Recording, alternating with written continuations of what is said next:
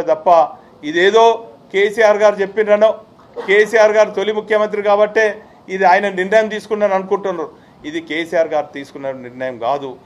మేధో సంపత్తి చేసి మేధో మదనం చేసి చరిత్రకాలతోని కొన్ని గంటలు కొన్ని రోజులు అధ్యయనం చేసి మరి ఈ గొప్ప తెలంగాణ చరిత్రను ప్రపంచానికి తెలియజేసే విధంగా దేశ ప్రజలకు తెలియజేసే విధంగా నిర్ణయం తీసుకొని అధికారికంగా ఆ రోజు తెలంగాణ రాష్ట్రం ఏర్పడిన తర్వాత అధికారిక లోగోగా ఇటు కాకతీయ తోరణం కానీ అటు చార్మినార్ కానీ ఆ చార్మినార్ వెనుక కూడా మరి గొప్ప చరిత్ర ఉన్నది.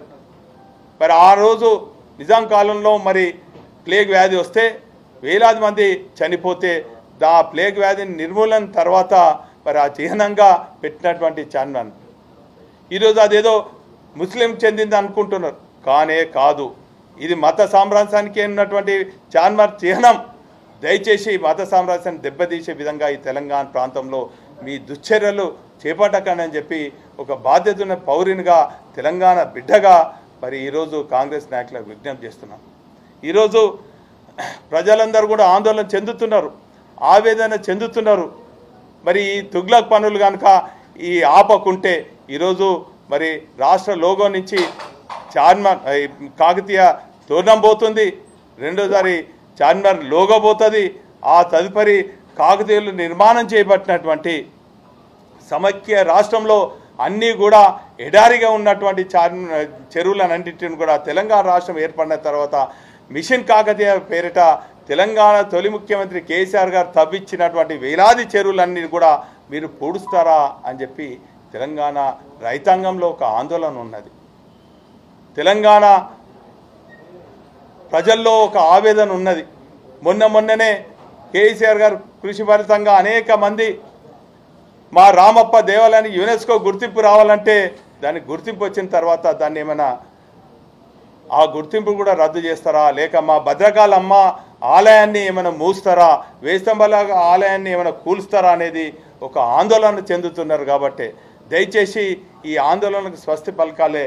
మరి ఈ తీసుకున్నటువంటి నిర్ణయాన్ని తక్షణమే మీరు విరమించుకోవాలి.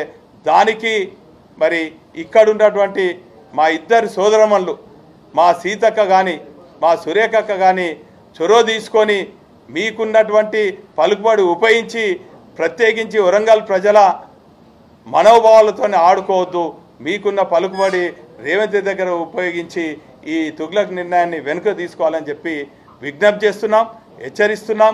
అదేవిధంగా ఇంత ఘోరమైనటువంటి చర్యలు చేపడుతున్నారంటే నిన్న ఈ నిర్ణయం తీసుకోగానే ఒక బాధ్యత పౌరులుగా మరి అక్కడ ఉన్నటువంటి వరంగల్ ఫోర్ట్ ఆ తోరణం దగ్గర మేము పర్యవేక్షిస్తామని వెళ్ళగానే అక్కడ ప్రజలందరూ కూడా గుమ్మగూడినరు. అక్కడ ఏదో కూర్చొని వాళ్ళతో ముచ్చటిస్తున్నటువంటి సందర్భంలో ఆ చరిత్ర గురించి మేము తెలుసుకుంటున్నటువంటి సందర్భంలో ఆ చరిత్రకారులు అక్కడ చెప్తున్నటువంటి సందర్భంలో పెద్ద ఎత్తున పోలీసు వాళ్ళందరూ కూడా ఉటావుట్న అక్కడ చేరి మా పైన కేసులు అక్రమ కేసులు బనాయించటం చాలా బాధాకరం, శోచనీయం. దీన్ని తీవ్రంగా ఖండిస్తున్నాం. నా పైనే కాదు, అక్కడ కాబోయే పార్లమెంట్ సభ్యులు వినోద్ కుమార్ గారు, మరి ఎమ్మెల్సీ సారన్న గారు ఉండే, మాజీ శాసనసభ్యులు మరి నరేందర్ గారు, రాకేష్ రెడ్డి గారు, వీళ్ళందరూ కూడా ఉన్నారు. వీరి అందరిపైన కేసులు పెట్టడం చాలా బాధాకరం. ఏదేమైనప్పుడు కూడా ఈ కేసులకు భయపడే వ్యక్తులం కాదు. మేము మరి తెలంగాణ కోసం పరితపించి ఆ రోజులనే సమైక్య రాష్ట్రంలో ఉన్నటువంటి పాలకులు మా పైన అనేక అక్రమ కేసులు పెట్టినా కూడా భయపడలేదు. ఈరోజు మీ అందరికి కూడా విజ్ఞప్తి చేస్తున్నాం. ఈరోజు కాకతీయ తోరణం సింబల్ను కేసీఆర్ గారు తెలంగాణ రాష్ట్రం తర్వాత ఈ అధికారికంగా లోగో పెట్టొచ్చు. కానీ గత పాలకులు సమైక్య రాష్ట్రంలో ఉన్నటువంటి ముఖ్యమంత్రి వెంగళరావు గారి హయాంలో కూడా నా చిన్నతనంలో నేను చూసినాను. అనేక మంది ఈ రాష్ట్రానికి అతిథులుగా వచ్చినప్పుడు అనేక అఫీషియల్ ఫంక్షన్లలో కూడా కాకతీయ లోగోతోని అనేక బహుకరణలు కూడా చేసిండ్రు.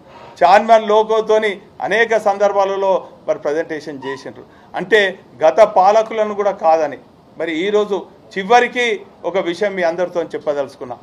సమైక్య రాష్ట్రంలో కూడా చివరి సమైక్య రాష్ట్ర ముఖ్యమంత్రి అయిన కిరణ్ కుమార్ రెడ్డి గారు ఈ కాకతీయుల చరిత్రను మరి రాబోయే తరాలకు తెలియాలి. ప్రతి ఏటా కూడా ఉత్సవాలు నిర్వహించాలని చెప్పి అప్పుడు శాసనసభ్యునిగా ఉన్నప్పుడు నేను అసెంబ్లీలో బయట పెద్ద ఎత్తున ఆందోళనలు చేస్తే మా వరంగల్ జిల్లా ప్రజల పక్షాన మరి ఆందోళనలు చేస్తే వారు నిధులు ఇవ్వకుండా కూడా ఉత్సవాలు చేస్తామని చెప్పడం జరిగింది.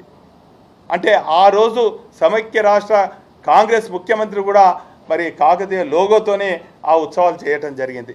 అంటే ఈరోజు నాకు అర్థమైంది ఏంటంటే కొంతమంది కాంగ్రెస్ వాదులు కూడా ఈ లోగోను మరి ఆమోదిస్తున్నారు, కానీ మొన్న వచ్చినటువంటి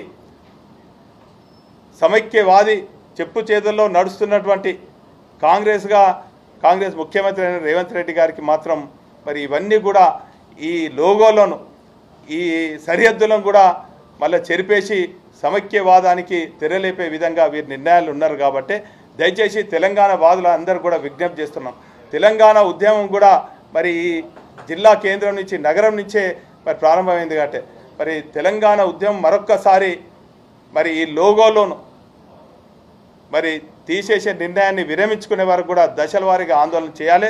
మరి ఈరోజు ఈ రౌండ్ టేబుల్లో మేధావులు, చరిత్రకారులు, శిల్పులు, కవులు, కళాకారులందరూ కూడా మరి నిర్ణయం తీసుకోవడం జరిగింది. దశల వారీగా ఆందోళన చేయాలన్నారు.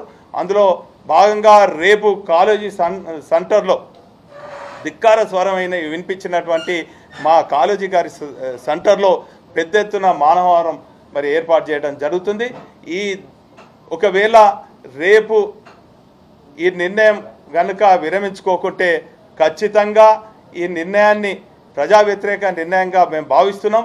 తెలంగాణ వాదులందరూ కూడా ప్రత్యేక పార్టీలకు అతీతంగా, సంఘాలకు అతీతంగా, కులాలకు అతీతంగా మరి అందరూ కూడా దశల వారీగా ఉద్యమం పెద్ద ఎత్తున చేపడతాం.